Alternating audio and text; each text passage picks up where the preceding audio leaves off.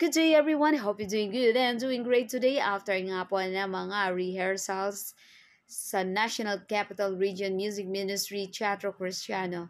Ayan, puspusan ang pag-iensayo sa gagawing presentation ng awiting pinamagatang binhi. Ayan, ang mga MMDC, ayan, mga kasamang MMDC tuturo ng choreo hanggang sa dito nga yung rehearsals at pati na dito sa Apali Technical Rehearsals, ito yung sinusuot na yung damit. At ito na nga sumapit ng araw ng Grand Finals Night ng MMTK A Song of Fate Season 9 at nasungkit ng NCR ang Best Orchestra Arrangement Award and People's Choice Award at first time in the history na nagkaroon ng 4 na first place at isa ang champion at isa nga ang NCR sa nagkaroon ng first place award. Salamat sa Diyos, to God be the glory. At ito na nga yung mga awards. Ayan, pahawak naman.